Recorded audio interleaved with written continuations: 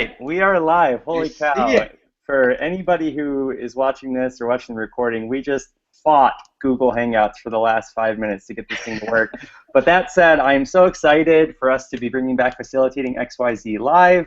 My name is Sam Killermann. I am the co-creator of the Safe Zone Project and one of the co-founders of Facilitating XYZ. Today, our special guest is Erik Tyler, who will introduce himself in a little bit. But first, I'd like Meg to introduce herself.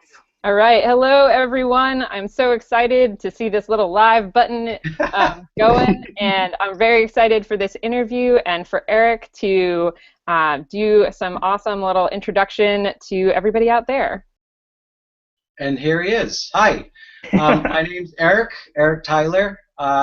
What I do is a lot of things, but I guess the reason I'm here today is I've written a book called The Best Advice So Far, and that really comes out of a lifetime prior to this of a love of mentoring that has started with youth and young adults and sort of moved and progressed into other venues. And I love people. I think on my bio it says people lover, and that is not just schmooze. I love people. I love conversation. I love seeing people take chances and risks, and I guess that's kind of at the heart of facilitation. So we have lots to talk about. We do. And actually, Erik, my first question for you is the role or the word facilitator. Is that a word that you identify with? Is it one that you would use to describe yourself, or would you use other words? You know, I guess it depends on context, Sam. The word facilitate means different things to different people, and we have to make sure we're talking about common language. So for me, right now, it makes sense to call myself a facilitator. I do bill myself as a facilitator if people need one, but what I guess we have to define what facilitate means. And for me, I'm a lover of words. I really get nerdy about etymologies and that sort of thing, and I collect underused vocabulary, much to people's amusement and dismay.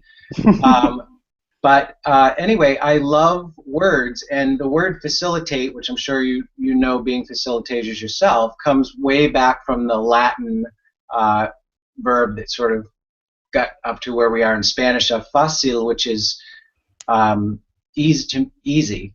And so a facilitator is someone that makes something easier than it would have been, which implies it would have been difficult. But I don't know that the role that I play as a facilitator is always making things easy for people. Ignoring a problem is easy. Not talking is easy. So I guess I would define facilitator in that sense of what I do as making it as easy as possible to progress and get somewhere better. So in that sense, yes. I don't often use the word facilitator because usually people say, well, what do you mean by that? So I rather just do it. I say I help people talk to each other as one thing. That's great. Yeah, absolutely. It's an interesting etymology story because for me, and what you just talked about with what you do as a facilitator isn't always making things easy, and a lot of times it's easier not to talk about things or to avoid problems. And for me, what that brings up is this idea of comfort seeking. And a lot of people think that seeking comfort might be easier and avoiding a difficult conversation is easier. And I don't know if that's necessarily true. I think that in seeking comfort, we often make things harder for ourselves in the long run. So I'm going to challenge you. Yeah, and see, what do you think? Do you think that maybe by having the maybe difficult conversations, we help people make their lives easier, even if it doesn't feel like it at the time? I always have this discussion with people when we're getting into a topic that they have not felt comfortable broaching before, whether it's just something that they're thinking about themselves, or whether it's between parents and a child, or whether it's between a whole company and maybe a company and a client, to broach a topic that is outside of one's comfort zone is never easy. It's never the easiest thing. But it's the best thing. It makes your future easier. As you said, the long run becomes easier. So many times people get stuck in the short run and what feels, avoidance feels great, and we all know it does, but it's not really easier for your life, because you're right, the more you ignore something, the bigger the problem gets, and then you just get the piano dropped on your head, down the line. And how do you help people make that connection? How do you help people see that the difficult conversation right now is actually the easier one, and get them over that fear? I think that I'm a very forward person, and there's something about just putting it out there and making it safe to acknowledge the awkward fact that of difficulty that does make it easier for people. Actually, one of the things I talk about here in the book, there's a whole chapter about awkwardness, and I think that difficult conversations often are awkward for people. They don't know how to have them because they don't have any practice doing it. They're used to avoiding. And so my philosophy, and some people initially disagree with me, and that's okay, but I tend to, in my personal facilitation with people, I tend to tell them right up front, the thing that makes something awkward is that nobody's talking about the fact that it's awkward. So I feel like if you mention the awkward thing, it takes 80% of the awkwardness out of it right away. You say, hey, this is an awkward conversation, and everyone kind of giggles, and they're like, yeah. You say, this is probably going to be outside your comfort zone, and that's okay. That's why we're here. That means that you're progressing. It means you're doing something different. So by the end, it's going to be awesome. And people say, oh, okay. I don't know why that works. I don't think that you can learn that in a book. I don't think you can learn that at a seminar. You can say the right words. You can say, okay, this is going to be a difficult conversation, and it's going to be better for us all in the end if we have it. And people could be terrified. I think that what a facilitator in spirit does is they truly do make those words come alive as less awkward and easier.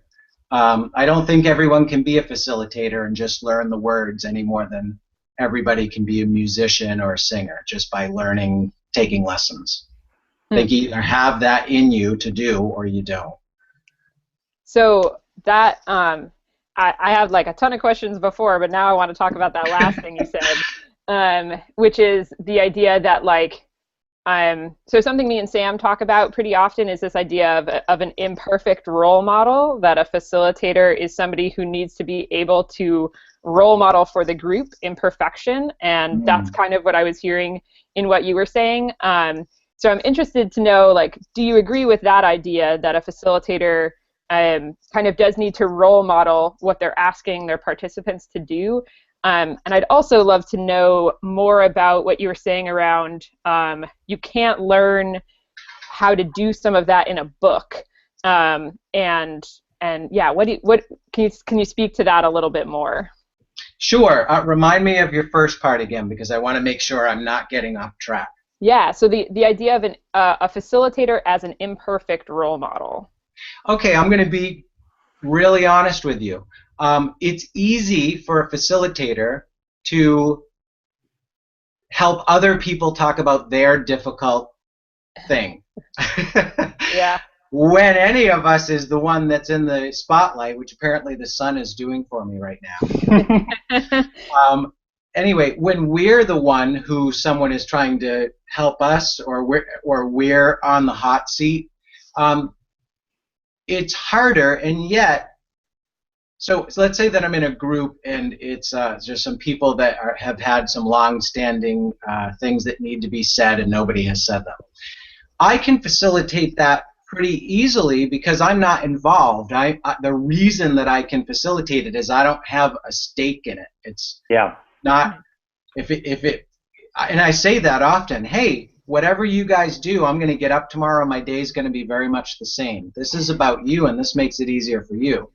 But to be very honest, many people who know me, the people who know me even the best in the world, it's not easy for me to be. It's easy for me to be honest, 100% honest. It's not so easy for me always to role model honesty in the heat of the moment. So I can tell you all day long about what happened to me yesterday or what happened to me an hour ago. But if it's something that's raw and real for me, I have to facilitate myself. I really do. Up here, I have to facilitate myself and say, okay, this is a hard conversation, but you got to have it. So when you say to role model it, I don't know that in most settings we as facilitators really get to model it. We invite people to do something, but they don't get to see us in the context of it being difficult for us. Because often we're removed from their difficult situation. Yeah, it's an interesting thing because it brings to mind this idea that for some people, facilitation is you are outside of the group and you're kind of looking in and orchestrating and nudging, and for other people, they're part of the group. And I think that is that.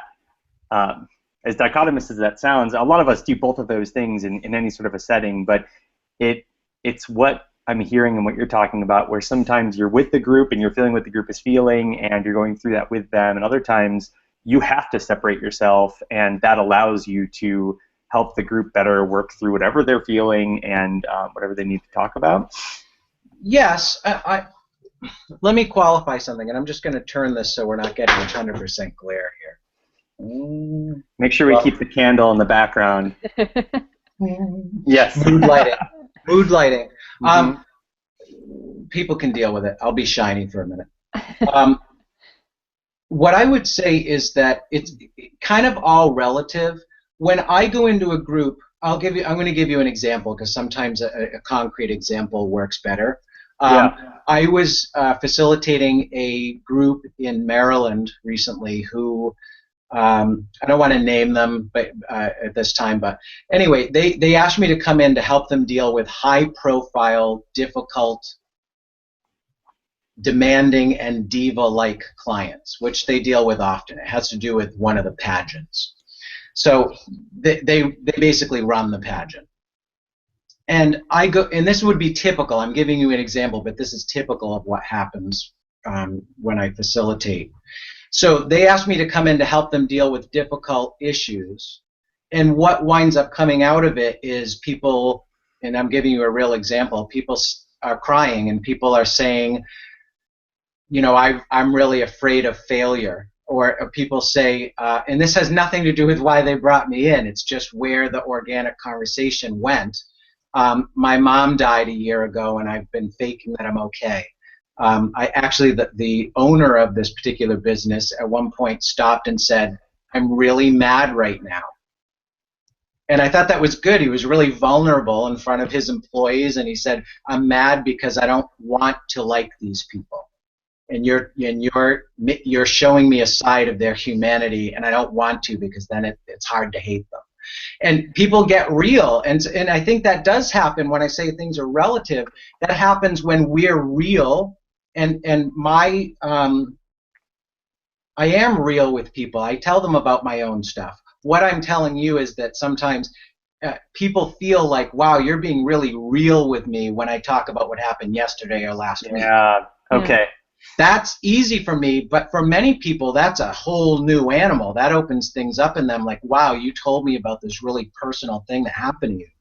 I'm saying that for me as a guy, as Erik Tyler, it's not always as easy if the hurt is happening to me right now. Gotcha. And I don't think you need to bring that into a group as a facilitator. I think that can become about you and you venting and you not just modeling, but you taking over. And that's not a job. For sure. Can you tell us about a time where things got too real? Has that ever happened? Sure. A lot of times things get too real. Yeah. You mean real with me? Yeah, like sure. In the moment? Sure. And I do think I actually love when that can happen, particularly in my role with youth. There was a time for many years up until recently where I had groups of teens over on Monday night for just open discussion. It's kind of whatever came in. And these kids were from all walks of life, all different lifestyles, all different family dynamics. One had just gotten out of prison and one is the son of a doctor. It's just all different. And it's it's easy to kind of shine the spotlight on what they're dealing with, but there were times when there were some difficult things happening with me, and they knew some of the people involved. One of them just had to do with rumors and misunderstandings that people were propagating, and I chose to get real with them, and I don't mind because I knew them and was modeling something to them. I let myself get real and cry a little bit and let them help me. What have they learned in the last year about facilitating and allowing someone to be where they are? And they did well. You know, thinking about one particular time where the kids just were like, well, this needs to be about you. How can we help you? And that was a beautiful thing. I don't think it's always appropriate, though. Particularly, this is a volunteer thing. If you're hired, don't go in and tell them about your breakup. You know, you can if it's appropriate, but I would say a little distance makes sense if you're being brought in to help them deal with their problems. But I will always give examples of things that were difficult for me in any situation. It's getting I almost used a word I didn't want to. Getting real in a moment is not always appropriate, I think, as a facilitator. With the kids that I mentored, the teens, I want them to see it's okay. If I'm telling you you can be real, I better be willing to do it even if it's really hard. So I do.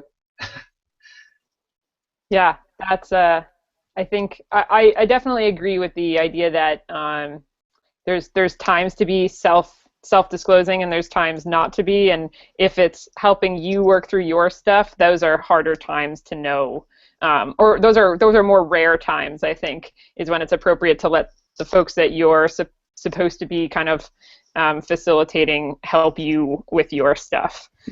Those, I think, are rarer occasions. That's a hard word to say, rarer. Yeah. I agree. It's just, you know, we all know facilitation is not just it's not one color. There's many different times and ways. I mean, if you're sitting down in your family dynamic and trying to help people talk about something, whoa, that's a whole different dynamic than, you know, talking with kids, and that's a whole different dynamic than helping parents and kids talk about a lifetime issue, and that's a whole different thing from talking with a business about how they're not communicating effectively. So you really have to go into it understanding what your purpose is and what the context is, I think. Mm-hmm.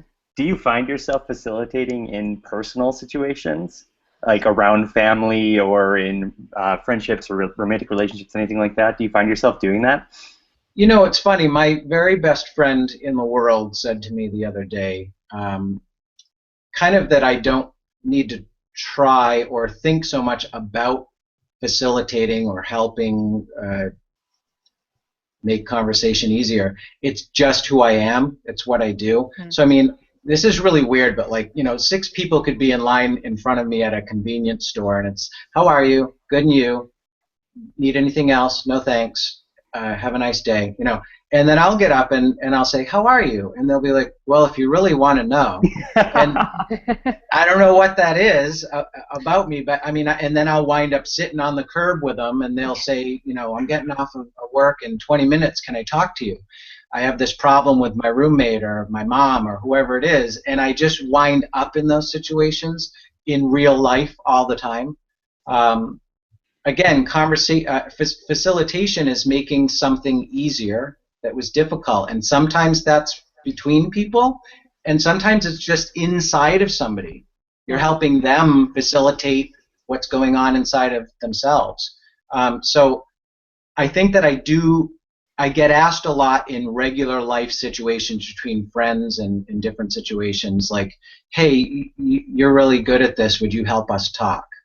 Have you thought about why that is? Do you have any theories on, is it the way that you ask questions? Is it something behind the question? Is it something about your face? Like, what is it that does that? I don't know. I really don't know. I asked this question of myself many times.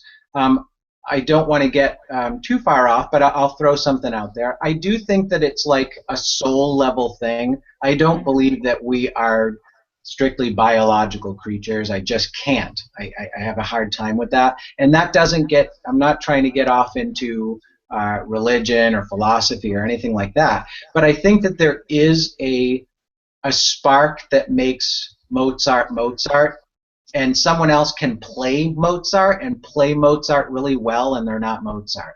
There's just something in the human spirit that is good at a thing or isn't. And I think part of that is that I genuinely care. I'm not learning in a book. I didn't take classes to learn how to facilitate. I remember being a little boy and feeling sad, is the best I can tell you from a 4-year-old perspective or 5-year-old perspective, feeling sad that these kids over here were treating this kid over here who has a burned face differently.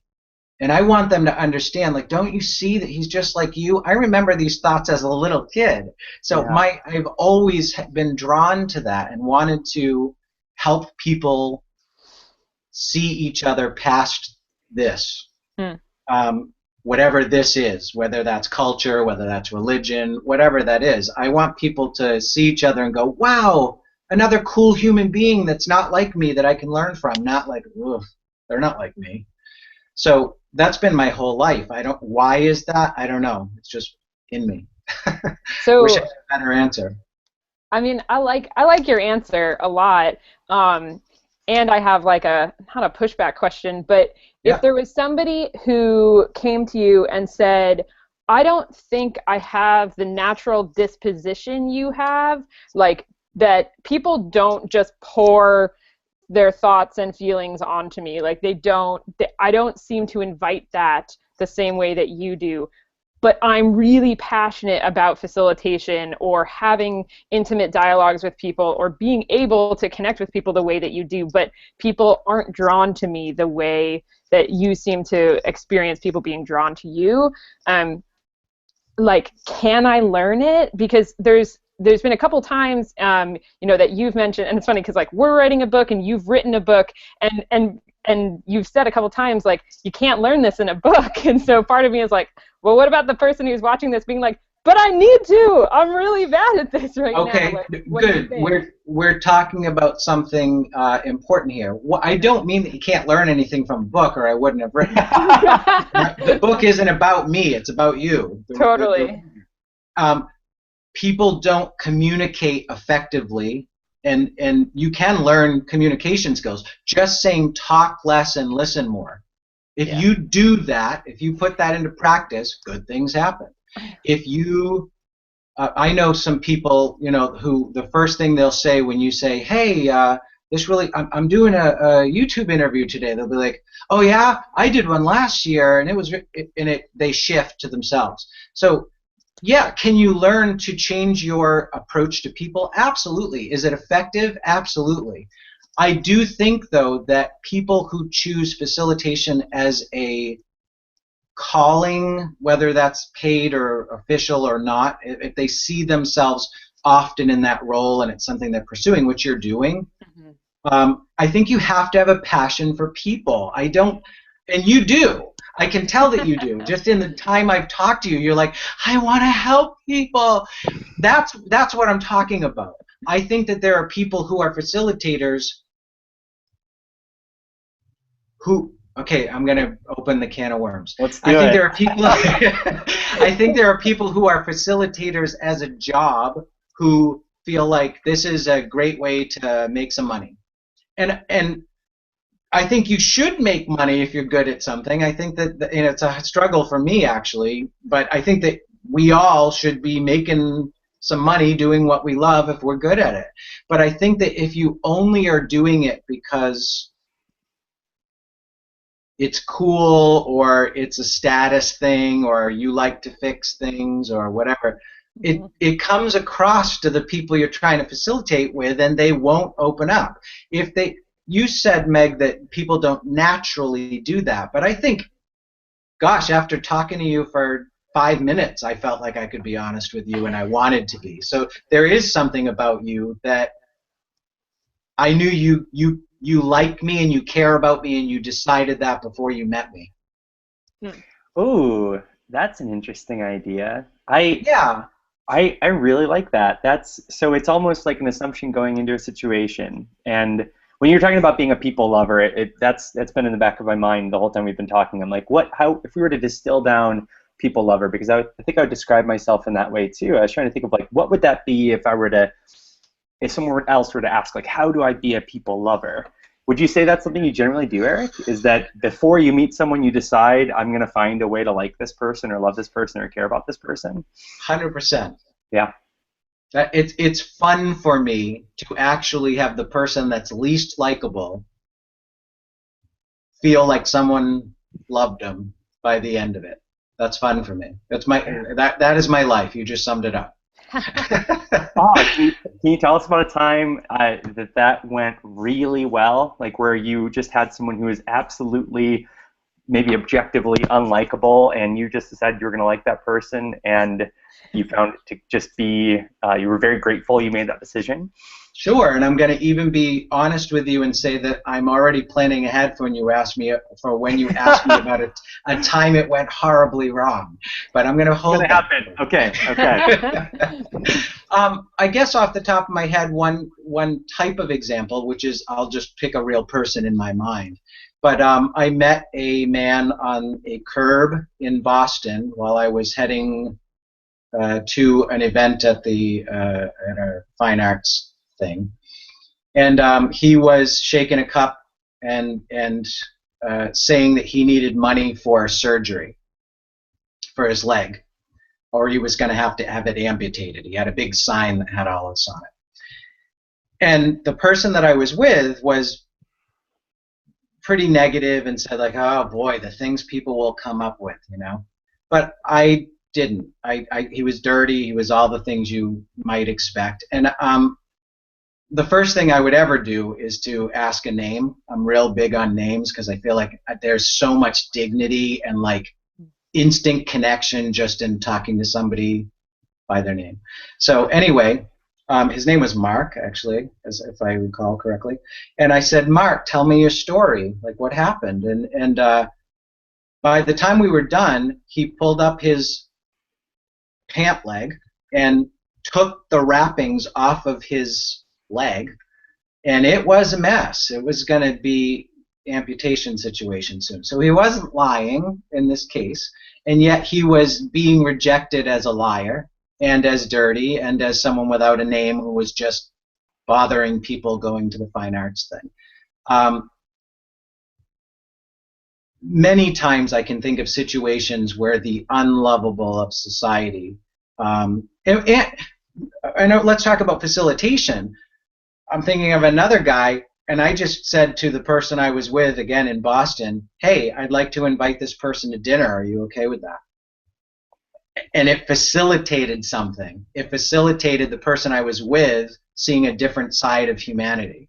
So, and they loved it, and they were like, oh man, I would never have done that if you weren't here, and I want to do more of that. And it lit a fire in them. So I think that I do that. Yes, I go into situations deciding that every person's equal. I don't have a starstruck thing in me. Honestly, there's no difference to me between meeting the president and meeting somebody on the street of Boston. We're all humans, live in a different story, and chance sometimes lands us where we are, you know? Yeah, absolutely. If you could pick them out, what were some of the facilitation techniques that you used in the second time you described where you invited the person to dinner with the other friend? What were some facilitation techniques that you found yourself using to make that conversation happen in such a way that at the end of it your friend had that spark lit and they were looking at life in a different way? Finding connections and common ground is the big thing. I mean, tell me a little bit about your backstory. Jesse, let's just say, the person that I just met. Tell me about your backstory. Where'd you come from? Are you from this state? Whatever it is. And there's gonna, inevitably, for a good listener, there's gonna be something there that I can relate to, that you can relate to, that my friend can relate to, and I can turn and say, oh my gosh, that's just that reminds me of the time that you, Tracy, did something similar, and they get talking about the common ground. So I think as a facilitator, finding common ground, wherever it is, just helping people find the common ground and let go of the differences for a while is where it's at. And we all have common ground. Yep. Absolutely. All you could. There was an old assignment when we were kids, you may remember, where a teacher may say, like, compare and contrast two dissimilar things, a shoe and whatever, a fire hydrant. And it was your job to find similarities. I think that's what we do as facilitators, as good facilitators, is we find the common ground and we minimize the differences at first until we can help people appreciate the differences. I think you start from common ground and then you move out to the differences. That's great. Yeah, that's awesome. Am I? Oh, okay. I'm coming through. Great. I had a question of has there been a situation where this has happened, and what did you do where you found yourself like unable to actively like someone in the moment, and like if that's part of your core philosophy, which like I'm getting the feeling that it is, like how do you kind of tell yourself it's okay that you can't do it right then, or how do you make sense of that and kind of move through that situation? Because we're all imperfect beings and we can't live out our values in every moment. So I'm just wondering what's a situation where that's happened and how have you kind of worked through that situation?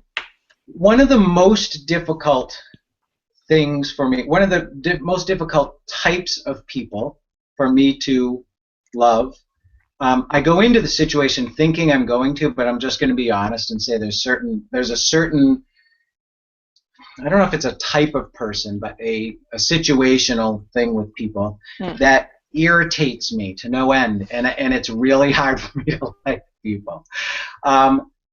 And that is when someone is in a position of authority or decision making and abuses it, or is restrictive to someone else's rights, and has the power to follow through on it.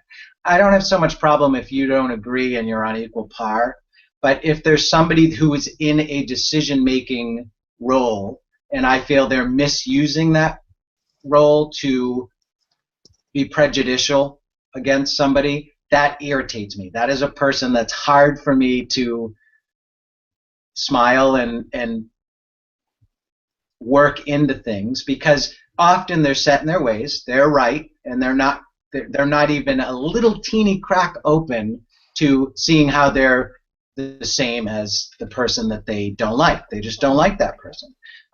I grew up in a religious setting where this happened quite a bit, where people just, if a person is X, Y, or Z, or looks like X, Y, or Z, or whatever, authority didn't like them. I mean, they weren't welcome, and they were made to feel unwelcome. And that always stuck in my craw. But you know what? That type of person, when that's difficult when you say to like them going in, yes, I have to work on liking that person and loving them just like everybody else, and to realize they're a product of their own background and their prejudices didn't come to them in a day. They did not script it. It happened because of other people. But at the same time, I think that there is also place for a strong voice that just stops asking questions and does speak for truth and just says, you're off base. I think, and that's tough in facilitation to even say that, to tell anybody that they're off base. It's like, well, that's your reality and all these things. But I do think that there is a place in social justice to say this is wrong. And to point it out. I can usually do that through questions, but there are some times when I will say to someone, I don't think you want to change, and I think that you are living a small life. It happens sometimes. And I think that that's been effective sometimes. Sometimes it isn't, because they weren't going to change when you came in the room. Sure. I don't know if I'm getting at what you asked Well, me, but I think that's a difficult person for me to like, is someone who just hates people yeah, for and no that's reason. that's the first part, and the second part, and this is, and maybe Meg wasn't even asking this, but this is what I wanted to hear, especially was, so you know that you're going into the room and that person is there, the person who's going to be difficult to like. What is happening in your head? What are the things you're saying to yourself? And then as you find yourself struggling to like that person, how are you checking yourself? Like, what are those internal dialogues that help you before you give up, right? Before you decide, you know what, you're off base. What are those conversations like in your head, like when you're facilitating for yourself? One, I think that in that situation for me, and this is something I'm learning, I need to give myself space. And inside, I need to not feel like I need to answer you no matter how belligerent or how hateful or how whatever someone may be in that moment. I need to be okay with silence, and I am in every other situation. I love silence. Silence lets people think. It lets people consider other people's opinions. It's difficult in those situations to remind myself, but I'm getting better at it, to just let that hateful thing sit in the air for a bit. Just let it echo around, and I don't need to respond to that, because sometimes silence speaks better than words. In those situations, it rings and people hear what they just said, and they hear how you don't need to tell them it was bad. So for me, I think silence, just stop trying to fix it. It's not my job to change that person, and I guess that really helps me in those situations to realize that's a choice they are making to some degree, to be that person. And at the end of the day, it's not my job to fix them. So this is a dialogue that I have with myself a lot. I'm not here to fix anybody. I'm only here for the willing. If there's this tiny crack of willingness, I'm there to help you open that a little bit more. But if that's completely closed right now, I have to tell myself that's okay. If we leave this room and you hate me and you still hate people, which probably in those situations many times they will, that's okay. So I just keep telling myself I do not need to leave this room with this person thinking differently, and be quiet. I get quieter as I get angrier. and it's funny, most people who know me cannot even picture me angry. I probably get really angry once every 5 years.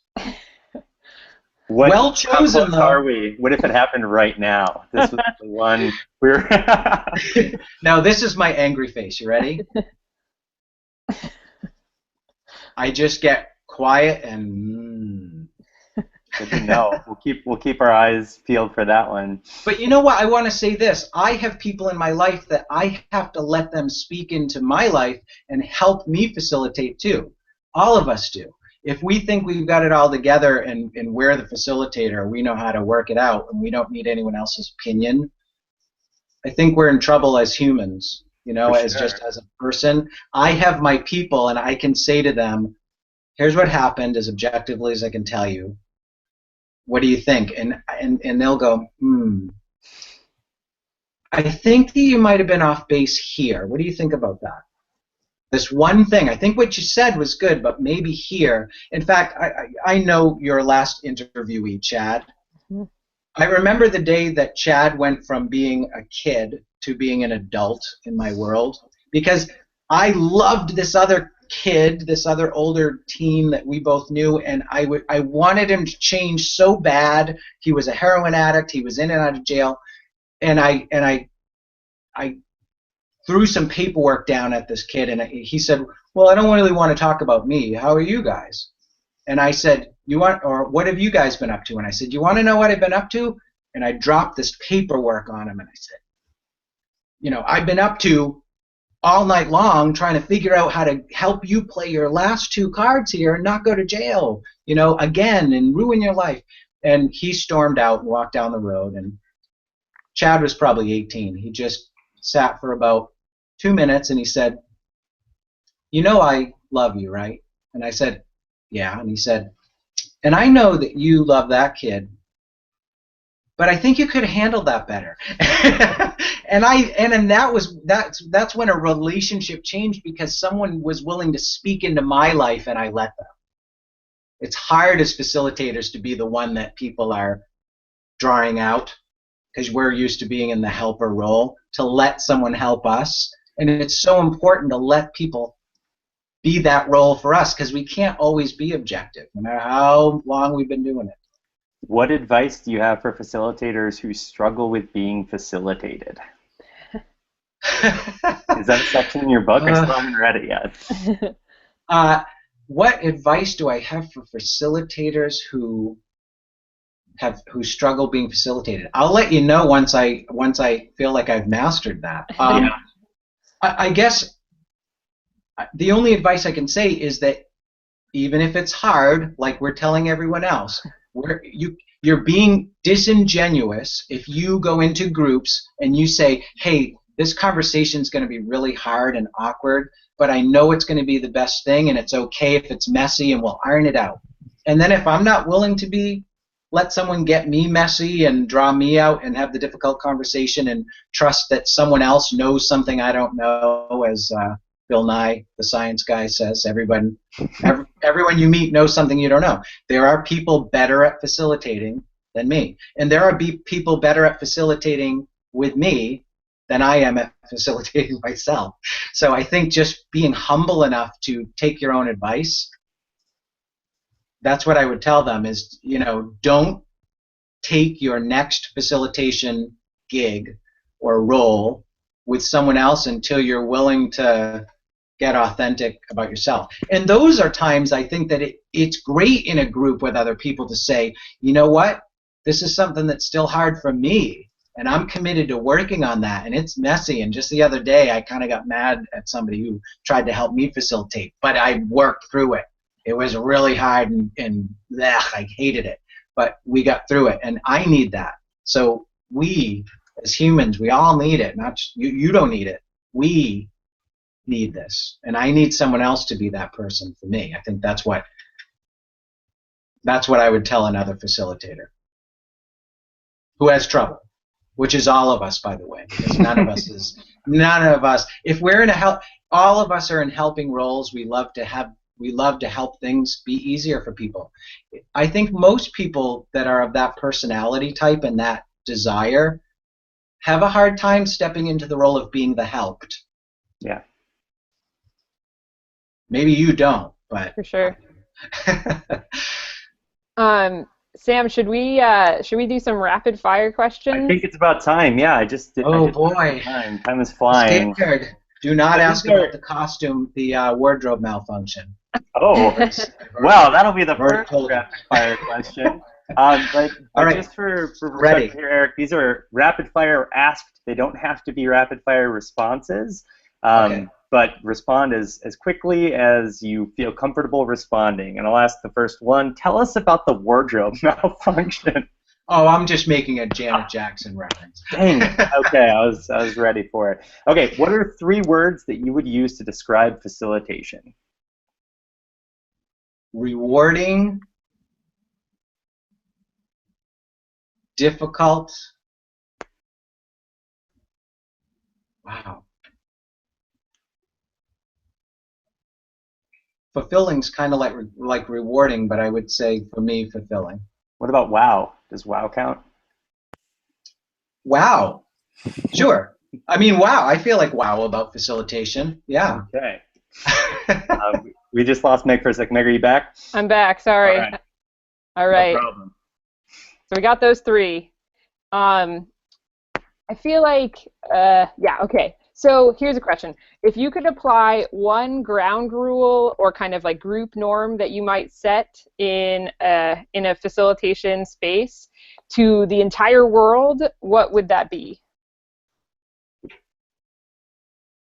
Honesty. And I'm going to qualify that quickly. I always set this ground rule with anybody I can to say, honesty does not mean forthrightness. All I want is to know that whatever you do tell me is true. You can tell me I'm not comfortable talking about that, and that's honest. So making that distinction, if people would just be honest with each other, despite the awkward wading through the waters, I think that we'd be okay. Awesome. I love that.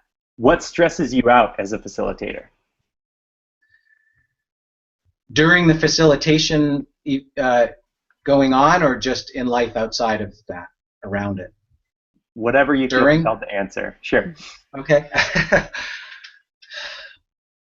Not much stresses me out in the facilitation environment. I love the challenge of moving from point A to point B to point C. So I get energized sometimes when stress gets high, because that means people are moving.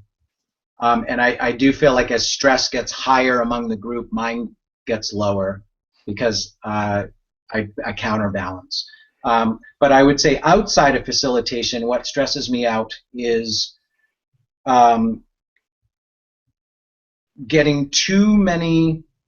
allowing myself to become too sidetracked around the facilitation, and to the point where I don't go in clear-headed. That's sometimes stressful for me. If I've got other things on my mind because I took them on, I made a choice to take on things around a facilitation event that I shouldn't have, and I worked up to 15 minutes before it, that's bad. That's stressful. I need to be in the right space when I enter. Yeah. Totally. Okay. What is a piece of, it can be facilitation advice or non-facilitation advice, that you would give your 5-year-ago self? Well, you know, Meg, I don't know if I really have. I don't know if I really have any advice. What's one piece of advice from that book that you wish you could apply to your 5-year-ago self?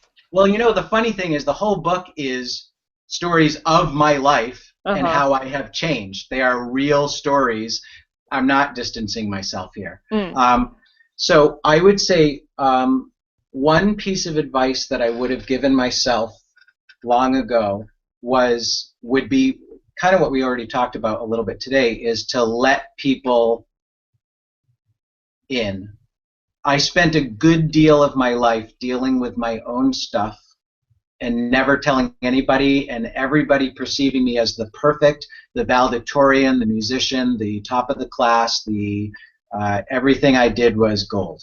And inside I was miserable, and I never told anybody.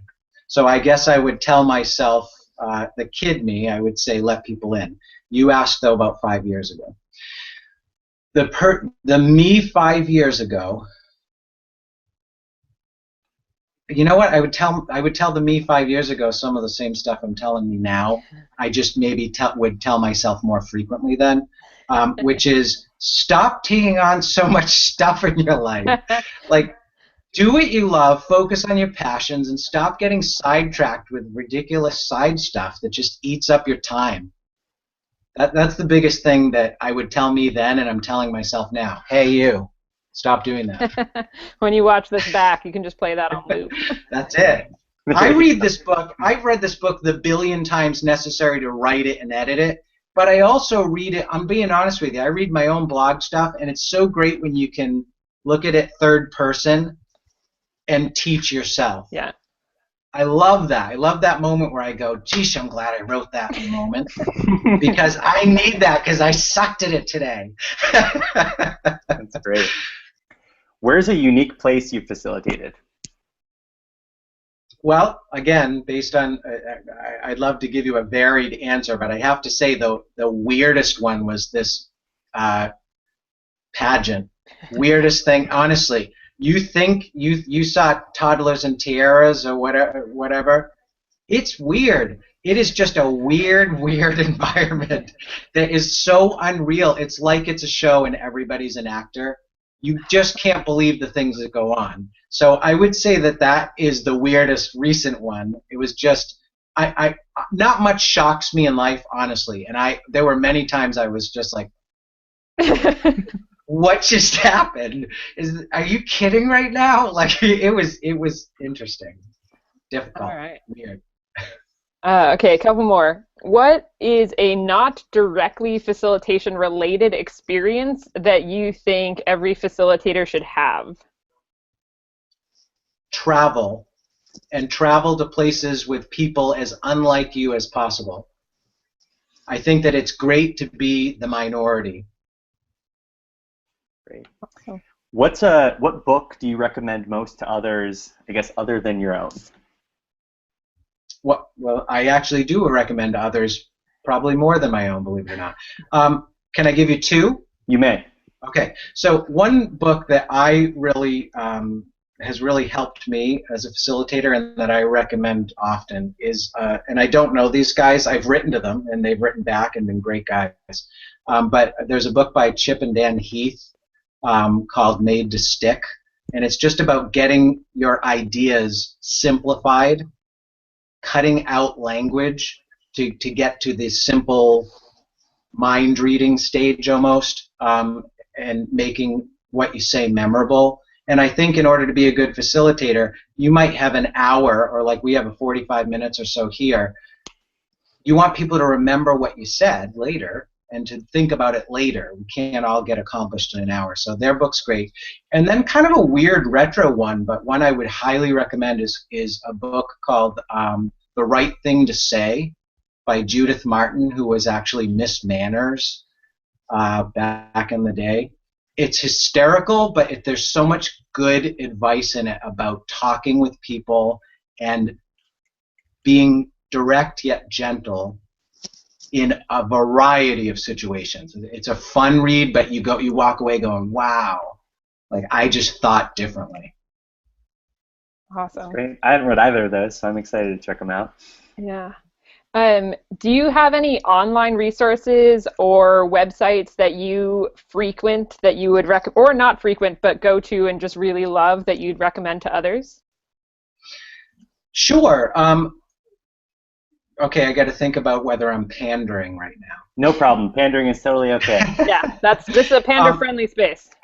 I am constantly inspired by by We, which is the group that your last guest Chad heads. I'm inspired by the simplicity, I'll use a word that Chad, one of the co-founders, uses, their zeal. They love what they do, and it inspires me even when I just read their newsletter. So they're at weand.me, and I think they're doing great stuff. But I feel encouraged and like pushed a little bit every time I read anything, any blog post, anything that they put up. I also am a big blog reader. I read a lot of other people's blogs, and I think other people who are people lovers. And do you want me to name some of those? Yeah, there are a couple, for sure. Yeah. Okay. I would say one of them is called Myths of the Mirror, MYTHS of the Mirror. Diana, who heads that, is a writer, but she's a writer, and she writes about writing, and she writes literarily about life. But what strikes me about her is that she has got hundreds of people that comment, and she facilitates. She does. She gets people talking in those comments like unbelievable, and she replies to every single one, and she says wonderful, affirming things, helps people find common ground, encourages them in what they're doing, and it's all very natural. She doesn't work at it. So that one's a biggie for me. Cool. Yeah, I would also name one more, a new friend I met only on the internet, which I'm doing a lot lately. We're all about anyway, it. My friend Jed in California has a site called Coffee Shop Conversations. Ooh. And I enjoy it because it's real. Now, there is a faith base to it, but he's talking about families, facilitating in blended families. How do you work between this home and that home and these rules and our rules and the court system and all that stuff? But it is facilitation, and he genuinely loves people. Like you can tell when you're talking to him, he's just like, how can I love people more? So those are inspiring to me, that people don't have to be doing the same thing I'm doing for me to be inspired by them. So I would say those three. Great. And our last question for you is, what is one piece of advice that you would give to anybody listening? This is your made-to-stick moment. Well, there's only one that could come out of my mouth, which is you always have a choice. Maybe that doesn't seem like advice, but it's my go-to in everything, and it is the starting point of every difficult conversation. You have a choice. You are not stuck. You do not need to stay where you are right now in a situation that's difficult. We don't always get to choose what happens to us in our lives, but we do always have the choice of what happens next, what we do next. So there's never a point at which we need to be stuck. So that idea that you always have a choice, whether you hate your job, you have a choice. You're staying there. Well, I got to pay my bills. You're right. It would be consequences. There would be consequences to quit. It would be difficult. But it's a choice that you can make. Somebody's forcing me to do this, or I have to pay child support. You have a choice over your attitude. You have a choice over what your kids see in that. Everybody has a choice. I'm going to tell you one quick story. I spoke at Penn State, and there was a girl in the audience who I didn't meet her that night. I met many people afterwards. But when this book came out, she found out that it had been released, and she wrote to me and she said, I sat there that night and I heard you say you always have a choice. And for maybe the first time I believed it, I have an email from her. She said, I literally was planning to drive my truck into a tree that night. And a friend talked me into go into this thing, and I more or less was trying to get her off my back so that I could go end things. And she said, I heard that and I believed you. And everything changed. I changed all the things that were making me feel there was no out. I made the difficult choices. And she got out of those situations, an abusive relationship, just lots of things. And she's living her life. So to me, that's powerful. That's the hugest piece of advice I'd give anyone, is never feel like it's the end of the road. There's always one more thing you can choose. All right. Thanks so much, Erik. Yeah. Is there anything that you want to share, or places that people who are listening or watching now, or watching in the future, that you encourage them to check out? Do you tweet all of those links? Social profiles, social media, mailing lists, websites, any of that stuff? Well, the easiest way to get to them all is to simply go to thebestadvicesofar.com. Okay. Everything else hooks from there. You can get on social media. You can contact me directly. You can book. You can get the book. You can read the blog. Everything's there. So that would be easy. Thebestadvicesofar.com. See you there. All right. Well, thank you so much, Erik. Thanks for everybody who tuned in to watch, and it was a treat. Thank you so much for sharing. Yeah, this was a ton of fun. I'm so glad you guys asked me to do this, and boy, did that go by fast. Yeah, I'm just telling you, I love talking. I want to continue. I want to hang up and fly out to where you are and get coffee. You'd have to split yourself in half. So because I didn't get to ask you anything, and there's so much I want to know about you too. But we have each other's information, so we'll do that. Absolutely. Okay. Well, take care. Have a great afternoon. Thanks everyone for tuning in. Bye. Bye. Bye.